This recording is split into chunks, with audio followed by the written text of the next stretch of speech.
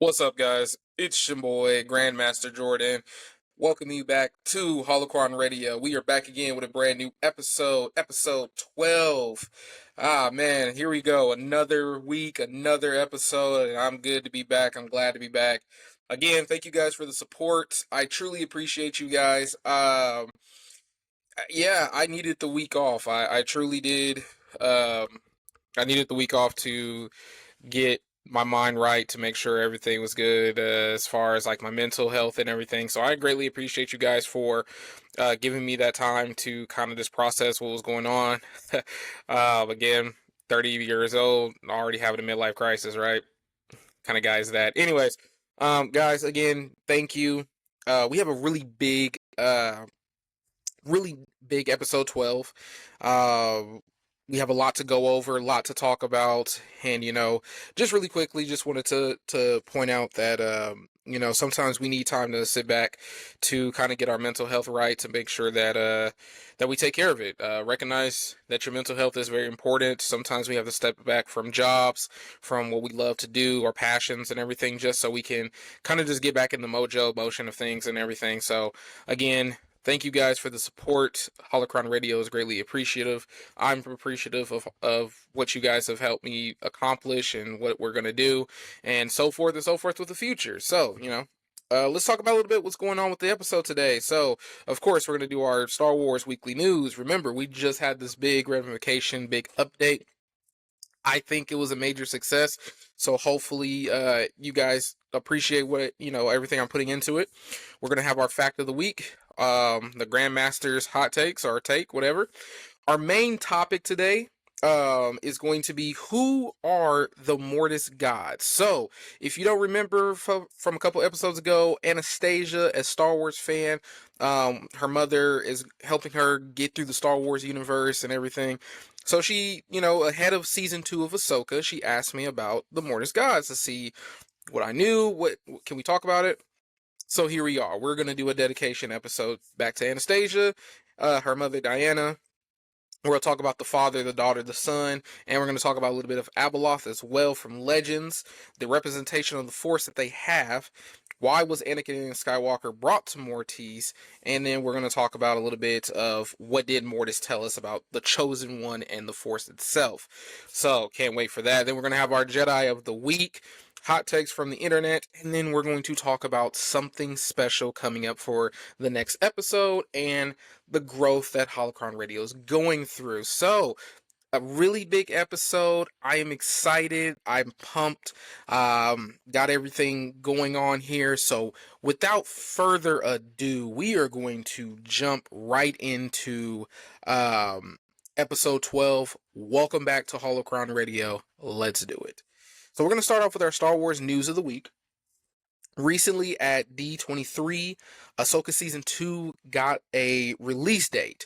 And the release date for it is going to be January 20th of 2027. So top of the year is we're going to see Ahsoka Season 2.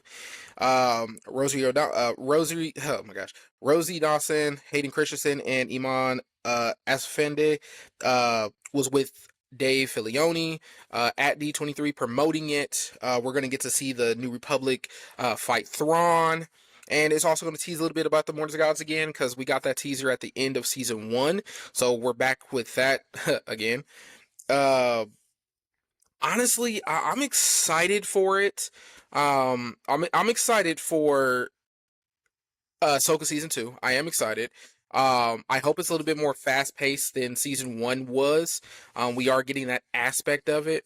I can't really put I want to say this though. I do want to say that I'm excited to see Thrawn on the major screen here, but I still wish, and a lot of Star Wars fans agree with me on this, I wish we could have got the Thrawn trilogy as our sequel movies, but bygones be bygones. And I don't know, like, a lot of people are suspecting like maybe Dave Filoni is doing a reset with this, and it kind of, I don't know. Like, I don't know. Like I said, I feel good about this, and I can't wait to see it. I just need to know, like, where are we going with the future of Star Wars type of thing, because we had that recent hot take back on episode 11 about Dave Filoni being associated, like, being obsessed with Anakin Skywalker, the Clone Wars era, all that stuff like that. So here we are. again, I'm excited to see what's going to happen. So hopefully this is the way for us type of thing, the way forward. Speaking of the future, they also did a Starfighter. We got some new Starfighter info. So they released their logo or whatever. It looks like the Republic, the new Republic symbol, but upside down with crossbones. So like a pirate type of thing. Ryan Gosling's character, this is the one that got me today when I did the news. His character's name is Cade Aberon. That is a ripoff. I am sorry to say. I think they're going to basically give him. I'm suspecting here. I need to see the movie, which I'm going to go see. But I'm suspecting they're going to give him the Cade Skywalker treatment. If you don't know who Cade Skywalker is, he is from the Legacy era comics of Star Wars. He's a descendant of Luke Skywalker. He's basically this, bad boy of Star Wars type of situation. It kind of reminds you of like the whole 90s esque Marvel comic things where everybody's like wearing black. He that's basically Cade Skywalker. So I wonder if that's the situation. I mean, Ryan Gosling's already blonde. I wonder if this is the take, because if they do that, I'm just gonna say it now, and you guys can hear it from me first. But I'm just gonna say this: they're definitely ripping off some of the Legends, a lot of stuff from Legends now at this point, just to make good Star Wars content, and it just proves the point that Legends has the content to make better content. So we'll see. That's just my opinion right now. So we'll see how the Starfighter movie comes. So hopefully it's good. But again, if they ripped off anything else from that, I'm gonna be terribly upset. Whatever. Then we have the Zero Company news. It actually comes out today as of this recording. So I'm recording today, Thursday. So it comes out today. It's out. The single player turn-based game, Star Wars Zero Company. Again, I won't be getting it myself. So if you guys will play, if somebody will play it, let me know how it plays. Whatever the case may be, maybe I'll take a look at it, do a review on it from what I've seen, whatever. But again, I don't like console turn-based games unless it's like card games, if that makes sense. So not my cup of tea. But it's out today, so grab you a copy. See if you like it. See if you don't. I can't wait to see the reviews on it. So there's that. All right, we're gonna jump into our fact of the week this week. Our Star Wars fact of the week is actually a pretty funny one to me. So it says here, the Sith were originally called the Damned, but a British band with the same name debuted in February of 1997. Or wait, I'm sorry. Was that 1997 or 19? Give me 1 second. I gotta make sure that I wrote that right, because I was definitely and I just wrote that, so nope, 77. Okay, sorry. I knew I was, yeah, I wrote that wrong, unless I can't read my own handwriting. Whatever. So the band debuted in February of 1997 or 1977. Sorry. So that's before A New Hope came, and that forced George Lucas to dub over the word with Sith in post production, and to this day, George Lucas hates all punk rock. Man, imagine you're about to like make one of the best movies of all time and create a universe, and you're trying to call your bad guy something, and then a band is just like, nope, that's our name now, and copyright and everything, and now you're just like, whatever. I'm actually glad they did that, because the Sith sounds way better than the Damned, because it's just a lot of like, I don't know. There's a lot of damned situations or damned people or whatever the case may be. So I like the Sith title, and I love the lore with the Sith, and because I genuinely find that like it matches the vibe of like the Jedi versus Sith. Like they're both, You know, you have the Jedi Knights sending you versus the Sith Empire. It just makes more sense in a wording sensibility type of situation. So I genuinely like that. I still find it funny that I don't know. Like, is that? I wonder if that's true though. If he still hates punk rock, that would be something very interesting to ask him one day if I ever got that chance. Like, hey, do you still hate punk rock? Whatever. All right, so that is our fact of the week. We're going to move on to the Grandmaster's take. Now, if you guys remember, the Grandmaster's take is my own personal hot take of Star Wars. And this week, I got something to say. Excuse me. J.J. Abrams and Rian Johnson are very talented filmmakers and directors, but they never fundamentally understood what made Star Wars Star Wars. I know, here we go. This is another sequel trilogy. Talk about whatever. Yes, I'm talking about it. I don't care. This is what I do. I incite conflict. But let's be real here. Like, JJ has made some very good sci-fi films. He made the live-action Star Trek movie. He made the Super 8 movie, Cloverfield, just a couple of movies I can name. He's also been part of the Mission Impossible movies and franchise for a long time. So, like, he can make good movies. I didn't go through Rian Johnson's filmographic, but that's a whole different situation. I'll get to that in a second. But I think what makes we'll stick with JJ for just a second. Just stick with me here. I think what JJ brings to sci-fi is just like the mystery and the and the just overboarding sense of doom type of situation, which is fine, but it doesn't really work for Star Wars if there's no backstory. A lot of the stuff with Star Wars is just that Star Wars has had always this like methodical way of drawing us in, no matter what movie it is. The sequel trilogy just forgot that formula or just threw that formula out. And another thing of it is like it just felt like, excuse me, it felt like a carbon copy. It it felt like a carbon copy. Like I always say, the sequel trilogy reset itself back to the roots of the um of the original trilogy, because you're in like when we go watch The Force Unleashed to me I think is the better of the two movies, but the other two movies drags the Force Awakens down. Sorry, I said Force Unleashed.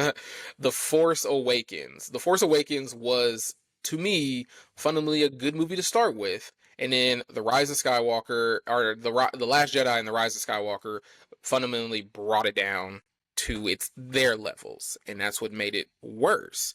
Because like The Force Awakens really gave us some type of situation where it's like, okay, we see the galaxy, but when you sit down and rewatch the trilogy as a whole, the sequel trilogy as a whole, which I've recently done, you realize that everything that happens basically is a forwarding or for like a direct carbon copy of the original sequels. Because in the Force Awakens, you have everyone trying to stop Starkiller Base or whatever the case may be. Haha, another thing you stole from Legends, whatever. You're trying to stop Starkiller Base. Starkiller Base destroys the entire New Republic system or whatever, and the government with New Republic system, and then it just forces the Rebels versus Empire situation back on us, type of thing. So then the other problem with the sequel trilogies, which is always going to be a hammer against it, and here's the thing, I'm not a guy that's going to be like, you shouldn't watch it. Go ahead. Like, watch what you watch. If you like it, you like it. If you don't, you don't. Me personally, I don't. But I think the problem of it is, like, when you go to The Last Jedi is genuinely horrible. Like, I genuinely do not like The Last Jedi. And there's multiple reasons why I don't like it. But The Last Jedi basically was a knockoff of Empire Strikes Back, because you see Rey go train with Luke Skywalker. Luke Skywalker is basically the Yoda figure and everything like that in the situation, but he's just a bitter old man. He's a hermit. He's not helping his sister. Just everything that Luke Skywalker accomplished in to me, everything that Luke Skywalker accomplished leading up to the sequel trilogy was just thrown out the window because his only failure type of situation.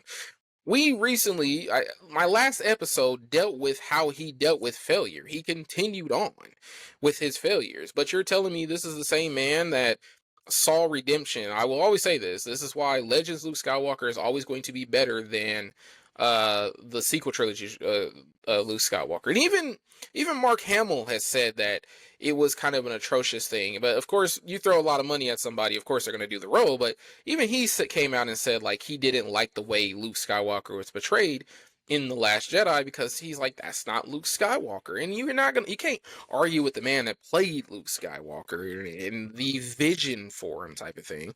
Whether you like Legends or whatever you like, the Legends universe, expanded universe, or George Lucas, whatever the case may be, we should all fundamentally understand that Luke Skywalker would have never done what he did in the Last Jedi. Like, he would not have done that. The sacrifice part, yes. He would sacrifice himself for his friends, his family, all that. He would do that. But abandoning Leia in her time of need while she's trying to rally everyone, he would not do that. I understand Han Solo, because Han Solo did abandon his family during his grief when Chewie died, and then he did it again when Anakin Solo died, all that. I understand that part for Han Solo. I still think they did his character wrong, but again, Harrison Ford won and out, so there's that. But fundamentally, Luke is not leaving his sister to fend for herself type of situation. And on top of that, what makes The Last Jedi so bad is that it gave us so many different plot points or plot holes that when J.J. Abrams took the reins again for the third trilogy movie, it felt like they were trying to clean up everything that movie did, but also tell another story on top of the story that's already continuing. Like, no one had a continuation of what was going on whatsoever. So The Last Jedi, or the Rise of Skywalker, just becomes this ordained movie where, because you killed off your main villain, you killed off Snoke in The Last Jedi, and then you're just like, well, there's no pretext to this, except for if you paid attention to everything. There's still no pretext to how Palpatine come back. At least with the Legends, when they brought Palpatine back, at least it made some type of sense. The Rise of Skywalker just threw it all out the window. And I get it from the standpoint that J.J. Abrams is trying to erase what Rian Johnson did, but man, it just becomes a jumbled mess. And I think that's the problem here. And I also suspect that because of the failure that Rian Johnson and the critique he faced surrounding The Last Jedi, because honestly, a lot of people have The Last Jedi, and here's the thing, I have them ranked really low. I think The Force Awakens cracked my top 10, I think. If I remember when I did that list, I'll have to go back and look at it, but I genuinely, after rewatching them recently, I genuinely put The Last Skywalker and the Rise of Skywalker, The Last Jedi at the very bottom, and I'll put I'll put the Solo movie above them. I think that is a fair assessment at this point in my juncture in my life. I think that's a fair juncture because they're still abysmal. They are abysmal, and it just goes to show that certain directors does not understand Star Wars, which is why I think the critique for Dave Filoni is understandable, but at the same time, at least he's a Star Wars fan. Like, at least he understands. You know, he came out. I recently saw something where he was talking about like how he's trying to gather the attention of like everyone. Like, he wants Star Wars fans from Legends. He wants Star Wars fans from the original trilogy, the sequel trilogy, or the prequel trilogy. He wants them all. He wants to give everyone something. And you know what? I got to be the guy to say this. I could be the guy. I could be the bigger guy and say maybe I'm wrong about Dave, and maybe I need to just sit back, see what he can do, because at least he hasn't given me no garbage close to what Ryan, Kathleen Kennedy, and J.J. Abrams gave me. So that's how I look at it.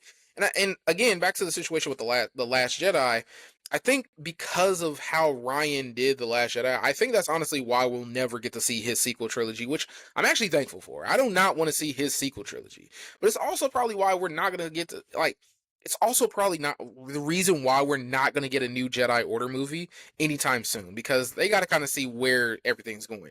And I'm trying to see, honestly, I'm trying to see where everything's going as well, because like Star Wars is in this little flex of like, it's in a weird place right now because obviously like the Force Awakens takes place in like 35 ABY, I believe, if I remember correctly. So they're doing the Thrawn, essentially the Thrawn trilogy, like in 4 5 ABY, so somewhere around there. And I'm trying to just figure out like where they're taking this story. And a lot of people are going to say, like, a lot of people are probably going to disagree with me, but I think Dave is doing a full reset. I think he's just saying, I mean, you can kind of do that. Like, you can scrap it and try again type of situation. You don't want to, but I think you could. Like, I think you really could. And maybe that's where this is going. So I don't know. I don't know. And another critique that I have for the directors is that these guys made like the movies gross like millions of dollars, but they're still bad movies. Like, and I think that's what a lot of other like I've had these discussions with Star Wars fans where they were like, well, the movies grow like I think The Force Awakens gross like $1 billion or something like that. But it's still the fact of the matter is that just because you make a lot of money doesn't mean you're a good movie per se. So I think we kind of have to take that with a grain of salt. So that is my take. So my original, I'll get back to my original take on here. J.J. Abrams and Rian Johnson, and to that extension, Kathleen Kennedy, were not the right people to lead Star Wars because they did not fundamentally understand what Star Wars was when they got it. And I think that was the problem. Like, I think the problem of it is that, um, continuing on, I think the problem of it is that when Disney acquired Star Wars, they didn't understand the capacity of how Star Wars, how big Star Wars was. And so when you got rid of the expanded universe and was like, we're going to create our own thing because there's just too much, whatever the case may be. Well, it was already organized. Like, the Lucasfilm organized like the expanded universe stuff years ago. You like the essential reading order of the legends is not the same as like everything, and that's what makes me very upset with certain Star Wars fans when they say it's like, well, it's too much, it's garbled, there's too many stories overlapping. There's an essential reading list that you can read in order. Like every Legends book, like man, my Legends book is over there. One of my Star Wars books is from the Fate of the Jedi series. Literally has the reading order of like everything I could read within the eras and everything like that. It doesn't have the comics, just straight books if you want to do that. But if you want to do everything, I mean, there's websites that can separate it, all that stuff like that. It's just like I said, I think J.J. Abrams and I think Rian Johnson were just not the right people to lead Star Wars. So I'm glad that we're in a different direction. That's just my hot take for now. So we'll see where that goes as far as where does Dave take us. So we'll see how that goes. Like I said, we're giving everything a chance. It's looking a little bit brighter. I'm just not going to be very optimistic until I see some changes, if that makes sense. So there's that. So that's my hot take for the week. We're going to move on to our main topic. Shout out to Diana and Anastasia. Thank you for providing this topic for me. This is dedicated to you guys. So, the Mortis Gods, who are they? So, the Clone Wars introduced us to a lot of different aspects, not just of the Clone Wars itself, but of the Force itself, and in extension to that, the Rebels situation. So there's a lot of different situations of the Force that we've got to introduce to. And one of those things is the Mortis Gods, and we're going to talk about who they are. They are actually called the Ones. There's the Father, the Son, and the Daughter. They're extremely powerful Force beings tied to the deepest mythology surrounding the Force.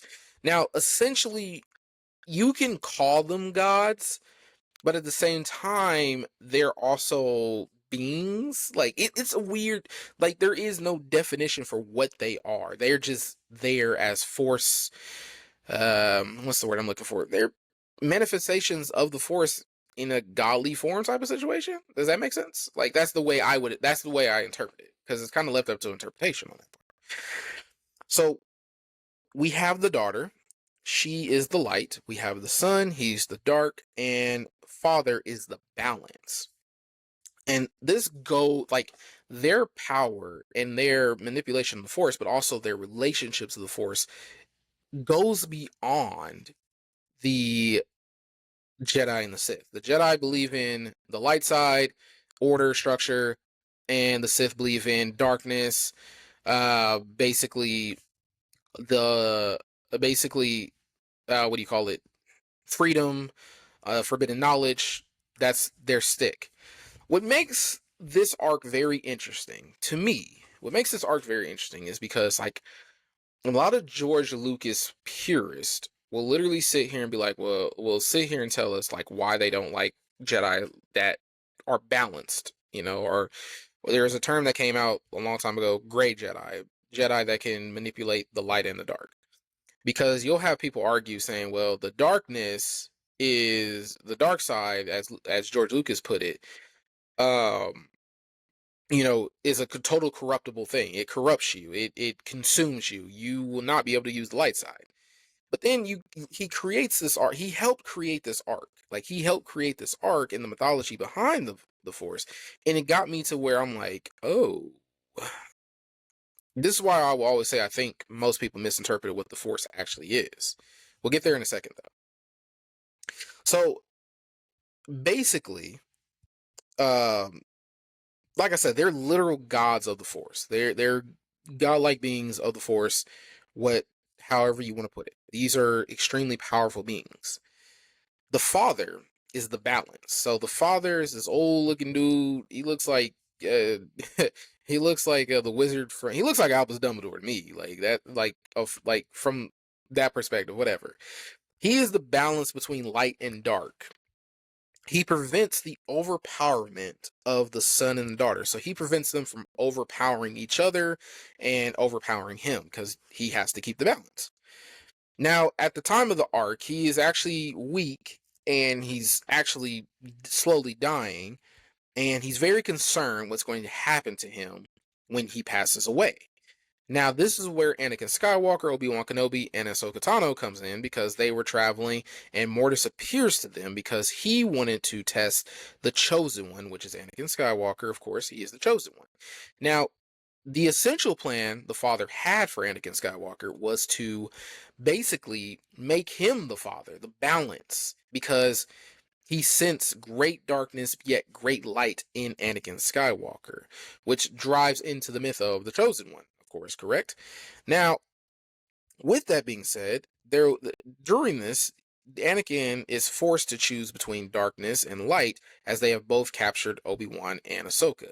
He is able to balance both, essentially. Like Anakin Skywalker's myth, though, of course, he's able to balance both the light and the dark side.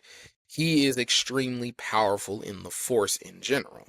Which leads me into, again, my myth of the Force. I truly believe that the Force doesn't care which side you're on. The Force, like, because of this arc and because of like how Luke Skywalker's academy and everything like that goes and in Revan, I truly believe that the Force does not care which side it's on, or it just cares about how it's being used. The Force, because it's like life, it's like yin and yang.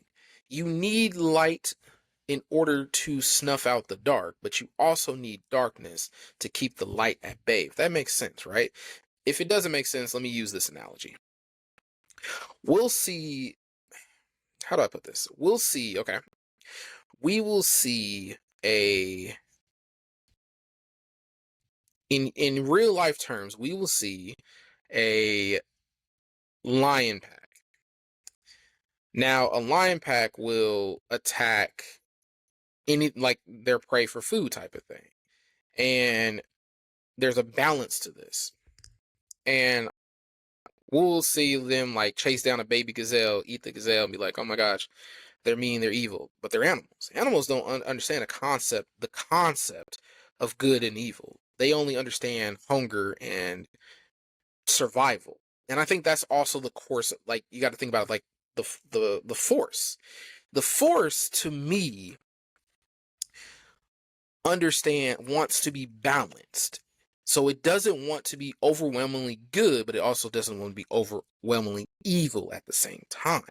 That's why I truly believe that when you try to control the current of the force, whichever side you're on, that's why that side ultimately is perished. Think about how many, like in Legends, there's at least 3 Jedi purges in the Legends.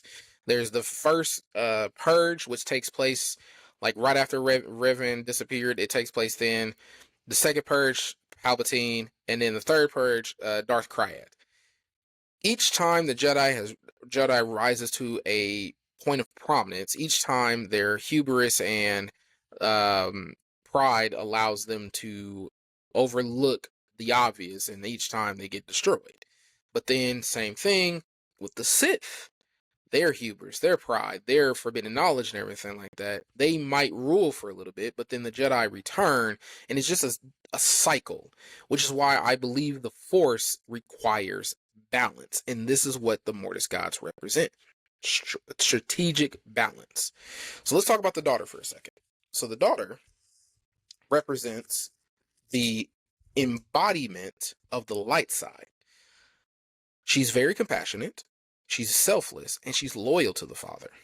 She sacrifices herself to protect him when the son tries to kill him. And she uses her life energy to bring back Ahsoka, who was dead. Now, there is my personal theory, which I think my theory has come true on numerous occasions, but Ahsoka, after that arc, seemingly is more powerful and connected in the Force. I truly believe that not only did Ahsoka's Force abilities, uh, quadruple, double, whatever the case may be, I think she became on par or just a little bit under par with Anakin Skywalker's Force abilities. I believe her decision to walk away from the Jedi, though, ultimately saved her the, of course, her death, but all like her end, but it also saved her from becoming like them. And I think this season with Ahsoka season 2, we get to see her transition to the Jedi that is supposed to be. And her connection through the daughter has been kind of evident all along, especially if you watch Rebels. Like, Ahsoka's extremely powerful in the Force now. And I think that's what separates her from everyone else in this situation. Like, she's strong. So I think there is a big connection that we'll see here when the daughter put that life energy into her. So let's go over to the son. Then we have the son. He is the darkness. He is the embodiment of the dark side. He wants freedom from Mortis and his father to wreak basically havoc across the universe, whatever the case may be. Now, what he tries to do, instead of trying to fight Anakin Skywalker straight up, he tries to tempt him. And by tempting him, he actually shows Anakin his future. His future is Darth Vader. He sees it. He sees everything he would become. He sees himself killing the younglings. He sees himself killing Mace Windu. He sees himself pledging his loyalty to Darth Sidious, Palpatine. He sees it all. And embracing the fear that he has of, because we all know that Anakin Skywalker's overall fear is letting go and not being able to control what's being sent to him, type of thing, if that makes sense, right? So his weakness is exploited and it almost gets the better of him, but the father intervenes and erases all the memories and everything. And it's kind of crazy because, like, we got to see a moment where Anakin was free. Does that make sense? Like, he was free, and we don't know what type of monster he was going to be. Because imagine Anakin Skywalker not falling on Mustafar and instead falling to the dark side way earlier, but because he's trying to prevent the tragedy that happens. I don't know what type of plan he had. He was about to leave, and I think that would have been a more dangerous situation. So the father was like, nah, we're not doing that. And I think the overall thing, to me, I genuinely cannot tell you why you would do that. Like, why the father would just erase the memories and be like, oh yeah, by the way, this never happened. But at the same time, I can kind of understand, like, you don't want to mess up what is preordained to happen, because without Anakin Skywalker's sacrifice to the dark side and redemption by Luke Skywalker, then there is no defeat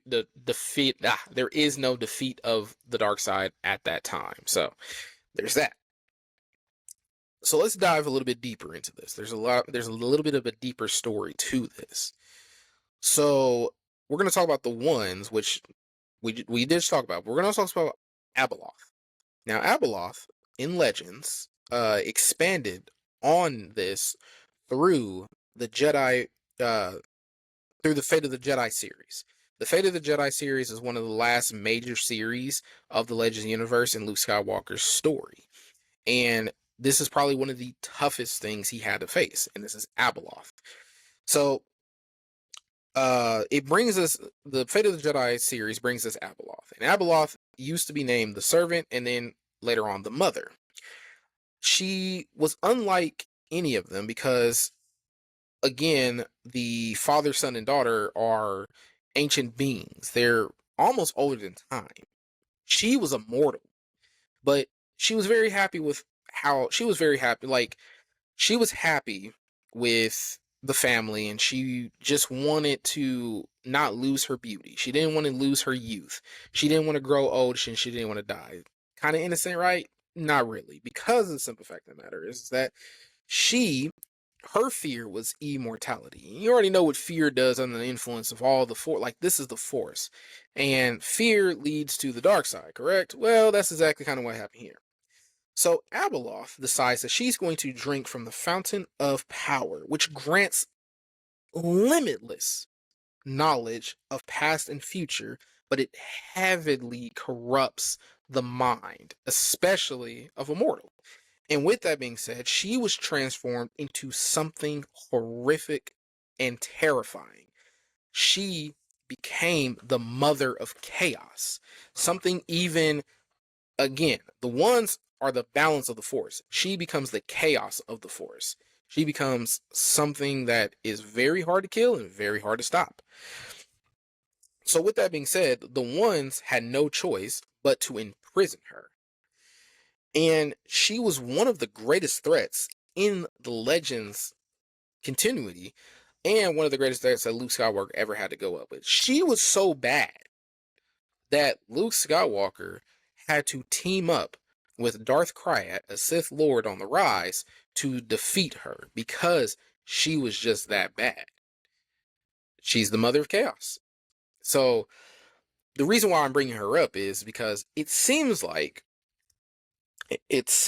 we might be getting an Abeloth type of situation in Ahsoka season 2 or a future project, because Abeloth, it just, but she might also be one of those type of things where it's like a star killer situation, too powerful to bring into the canon.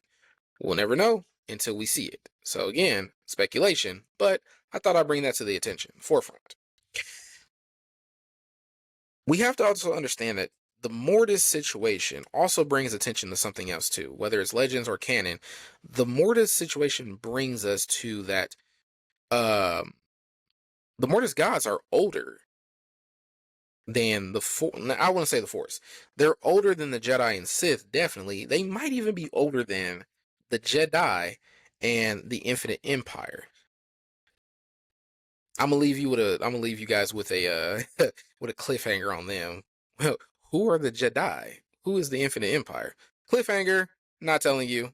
That might be a future episode though. But we're gonna go back to canon for a second.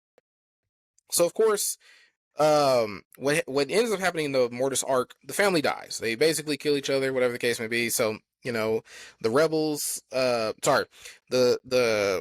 family dies, and Anakin, Ahsoka, and Obi-Wan go back, and they don't remember anything. But the lingering effects, of course, is still there with Ahsoka, and that kind of brings us into Rebels. Star Wars Rebels, underrated show. Please go watch it. I love it. Whatever.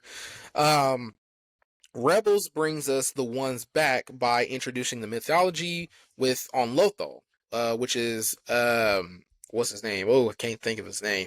It's one of the main characters' home, and it's like through murals that's all over Lothal, which also brings us to the mirrors were connected to the world between worlds, which exists outside of ordinary perceptions of time and space. So, if you spoilers for anybody that has not watched Rebels, at this point everybody should have watched it, but whatever. Um, the world between worlds basically helped Ezra. There we go. It helped Ezra. Um, it helped Ezra understand not just the Force, but also helped him save Ahsoka, who was going to die against Darth Vader. We still don't understand how she came back fully, but whatever. The world between worlds is, again, outside of time and space. This is a very powerful item.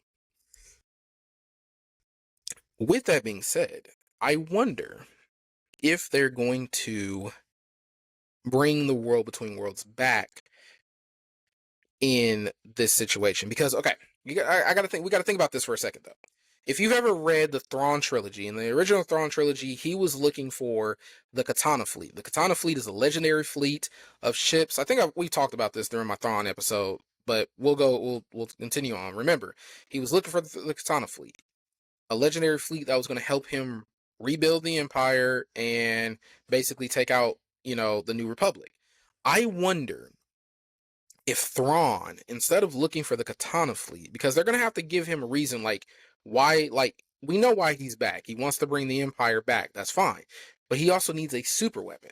I wonder if they're going to adapt, Balon Skull, or whatever his name is, and his apprentice into what the situation was when he had, Juras Baroth. And are they going to look for the World of Worlds as their super weapon? And I wonder how they're going to play that. If they do that, I wonder what the playoff would be on that. Because another take I have for season 2 of Ahsoka that plays into all of this is, where the hell is Luke Skywalker? Oh my gosh, is she taking his place? I again, just speculation here. I'm just throwing stuff out here. So this is going to be a very interesting situation, but whatever. But that's the Mortis Gods. Mortis Gods are a very interesting group of people or individuals that, again, are older than the. They could be older than, honestly, the known universe. We just don't know. We don't know where the Force actually came from. There's never been a strict mythology to that unless I haven't researched it yet, which I might do that tonight, and I'll let you guys know how that goes next week. But I don't think there is a mythology on, where the Force came from. I just know there's a lot of different Force beings out there and Force religions, whatever, but the Jedi and the Sith are always the main ones. But again, the Mortis Gods transcend the squabble between the Jedi and the Sith. They're literally the foundation of the Force itself. So, tell me what you guys think. What do you guys think about the Force? Whew.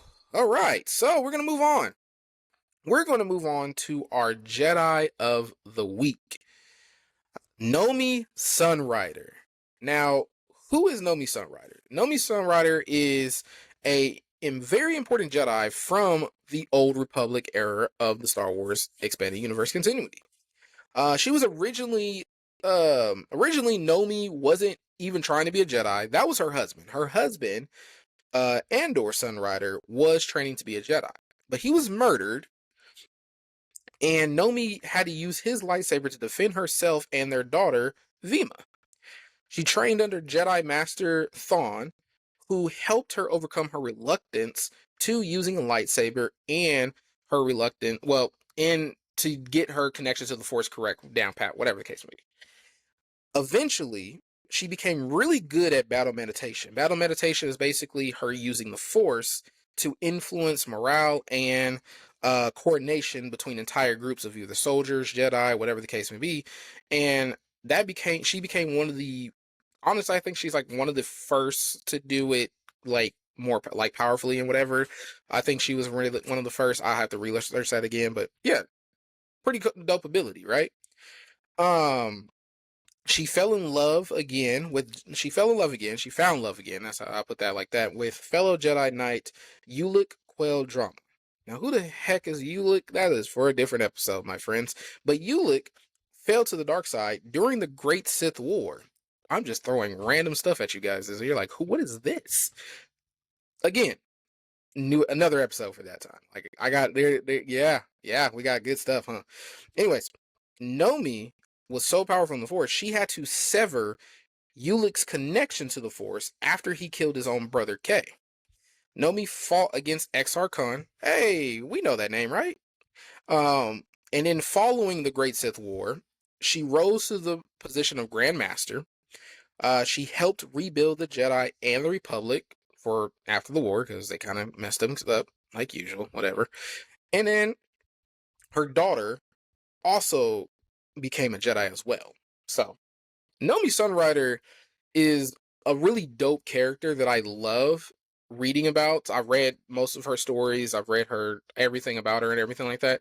Nomi is a very unique Jedi master, and her path to the Jedi. Of course, this is in the olden days. This is before. How do I put this? This is before they became stick up their butts Jedi. How about that? Stick up their butt Jedis. I think that's the best wording I can put for it. So, definitely a very interesting read. Go read The Great Sith War. Go read Exar Khan. Go read Nomi Sunrider if you want to know all that stuff. Like I said, I might make an episode about this stuff. I might not. Who knows? I'm just that guy. But anyways, and another thing that reminds me about the relationship between Nomi and her daughter Vima kind of reminds me of the relationship between Diana and Anastasia, my two fans and everything like that. I'm not speculating that the father was murdered or anything like that. I'm just saying they have a very good bond over Star Wars, and it just kind of reminds me of that relationship. So Diana, Anastasia, if you guys want to go read Nomi Sunrider and Vima, go ahead. That's for you guys. That's who you guys remind me of a little bit. But no speculation on your backstory though. Don't get on me. But uh, I love their backstories. I love their story.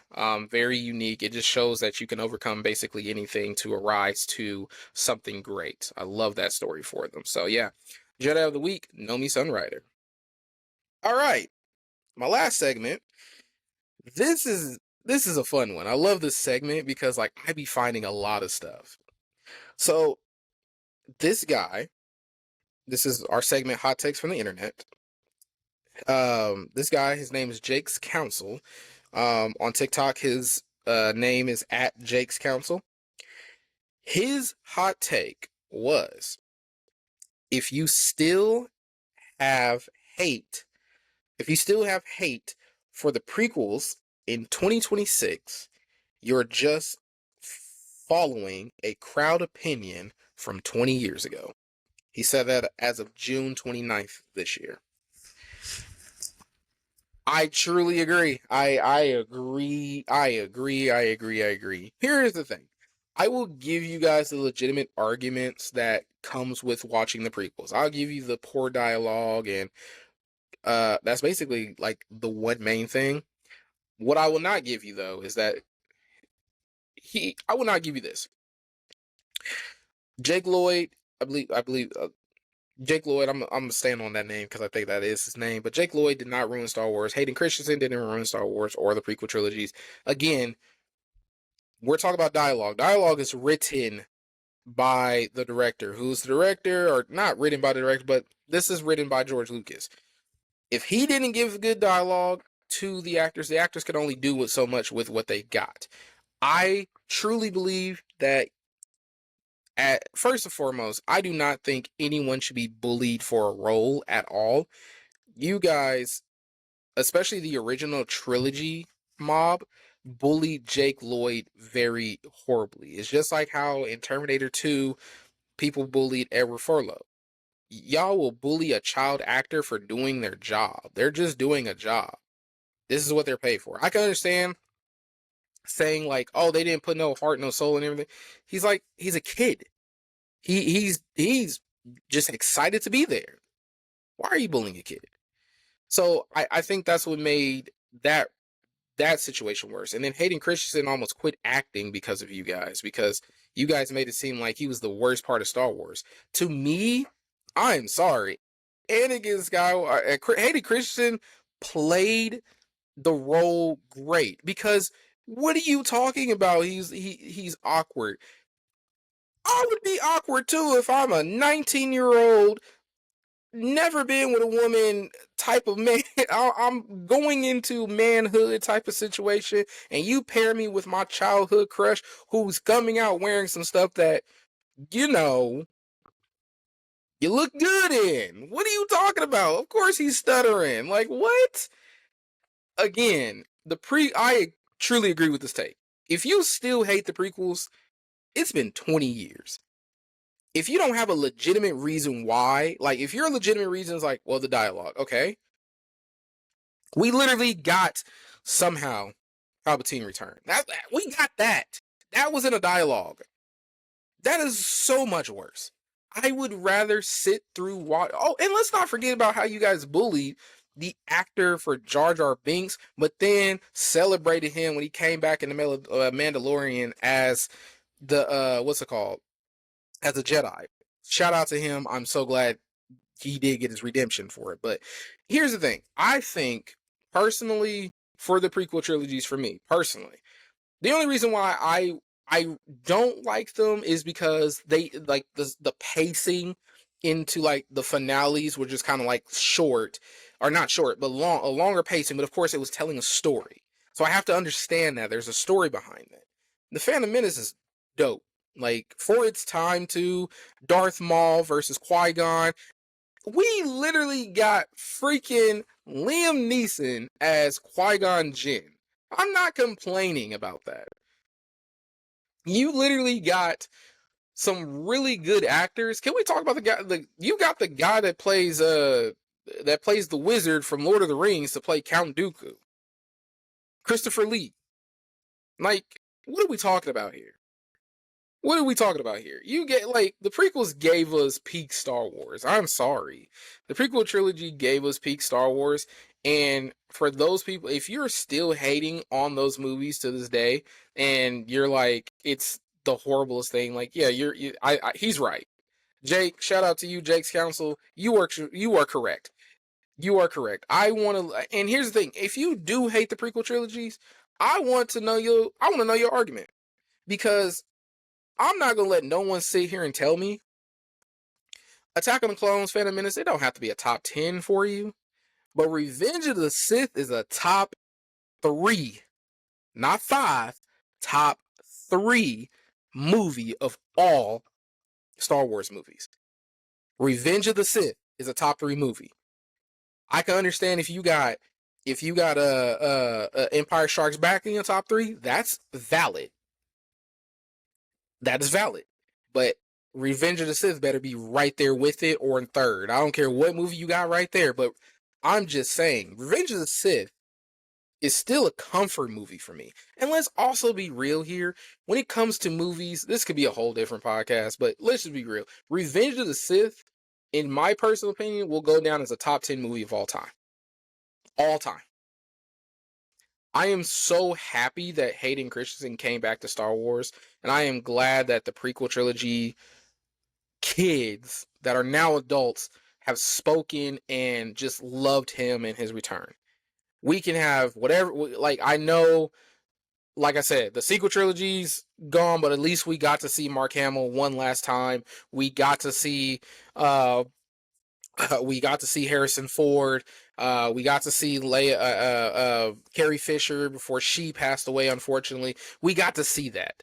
And I'm glad we're embracing what we have now instead of just like null and voiding it type of thing. So yeah, shout out to Jake's Council. Totally agree with you. If you're a hater, you're a hater. But I want to, like, personally, let me know down in the comments why you still hate. If you hate I want to know if you're a new fan, old fan, whatever. Why do you hate the prequel trilogies? Do you not like any of them? Like, what is your problem? I want to know. So, there's that. All right, guys, we are at the end of the episode. We have, man, we've gone through a lot here, and I gotta say, like, it's good doing this. This is my relief. It's good talking to you guys. I love doing what I do.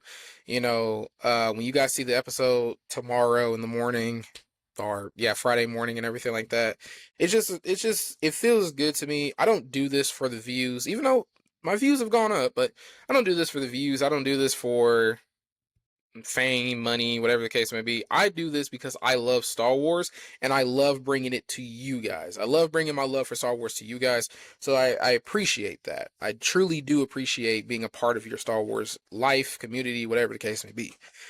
Episode 13 is going to be epic. Episode 13 is coming out next week, and I'm very excited to say that it's going to be a very big episode for us. Holocron Radio. So I was supposed to do it this week, but it got postponed, which is fine. I wasn't prepared that much, anyways. I want to prepare myself for this. So we're doing it next week. Next week, Holocron Radio is doing its very first interview. Now, this interview is going to be with an Australian Star Wars lover. She is actually creating her own fan film right now. And I have gotten to read some of the script as well as she's writing it. And I have to tell you, it is amazing. She is a Legends advocate. She loves Star Wars Legends or the expanding universe. So, in dedication to that, next week's episode is going to be a fully Legends episode. Everything Legends, except for the news, of course, because there's no Legends news anymore. But everything's going to be Legends. Our fact of the week, our Jedi of the week, our main topic, our interview. We're going to be talking about Legends Star Wars next week. So if you love the expanding universe, if you love Legends, please tune in next week. Holocron Radio has this episode ready to go. I am super excited to do this interview, and this is what I want. I want more people to, like, come on the show, talk to me about Star Wars, see where everyone's hot takes are. Like, this is gonna be a big monumental episode. So, man, just be there. You just gotta be there. It's something specially. This is something special for you guys. It's something special for especially people that miss, that do miss the Legends, that do miss expanded universe content. This is it. This is where we at. So, yeah. Another thing too is that I want to talk about is that we are growing. We are growing. When I started this podcast, I put it on my already kind of established YouTube with my last podcast. If you guys follow me from there, my last podcast was called Cartoons and Chaos. And I kind of just transferred everything over to I kept that YouTube basically up. I kept that YouTube. I that my YouTube channel now has I just checked well over 1,000 followers now. Like, wow, shout out to you guys. We're actually at 1,100 technically. So there's that. Spotify, we're still working. Spotify, we've been getting a lot of views on Spotify, just not a lot of followers. So if you guys can throw a follow on Spotify, be greatly appreciated. I would appreciate it, but hey, to each their own. Like, if you like my channel, please show your love, please show your appreciation. If you don't, hey, I'm just trying, man. I'm just trying to be, I'm just trying to give Star Wars content, whatever the case may be. But I love what I do. I love what I do. I'm not, like I said, I'm not in it for the money. I'm not in it for the fame, whatever the case may be, whatever comes with it. If that comes, I'll be grateful. If it doesn't, I'm still grateful because I'm glad I get to do this. So, that's just me. The channel is just going to continue to grow though. The channel, maybe one day we'll get to 10,000 followers, whatever the case may be. Like, maybe that's the goal, 10,000. I don't know. Who knows? Before we go, this has been a very stressful couple of days. Not stressful, but sad. Uh, the Holocron radio channel would love to send our condolences out to uh, Dolly Parton, Tim Curry, and Peter Cullen. They have all passed away. Some truly iconic people in the world of acting and music. Like, these three right here are, man, like, it is very sad that we lost them. It is crazy. We lost Dolly and Tim same day, and then today we lose Peter. It's sad, and it's very sad. It's very enlightening because, like, man, one minute you're on top of the world, the next minute you're just unfortunately gone. And, you know, so I'm very grateful I get to do this. I get to do this while I'm still breathing, while I'm still alive and everything. And I don't want to take anything for granted. I don't want to take what you guys have for granted, nothing like that. I'm very glad that I got to experience their acting, their music. I'm Peter Cullen was a big part of my life growing up. He's one of the reasons why I'm a huge nerd. Um, Hearing his voice in Transformers as Optimus Prime, and then hearing him on Toonami, it it spoke volumes to me. So that one hurts. And of course Dolly Parton for what she does with kids and her music and just her lifestyle and everything. And then Tim Curry, man, is a legend. Legendary actor, legendary career, really kind of stayed out of the spotlight. I don't really know nothing bad about him. One of my favorite things about Tim was just, he did what he wanted, man. And so seeing these guys gone, we at Holocron Radio just wants to say, rest in peace. You guys are gone, but definitely not forgotten. And Peter, like I said, he's definitely a big part of the reason why I do this stuff. Like, I'm a nerd, and so rest in peace, Holocron Radio. Will truly miss you guys. So, guys, thank you guys again.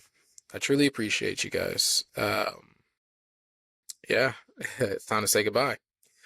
Until next time, this is your Grandmaster Jordan, and remember, guys, may the Force be with you always.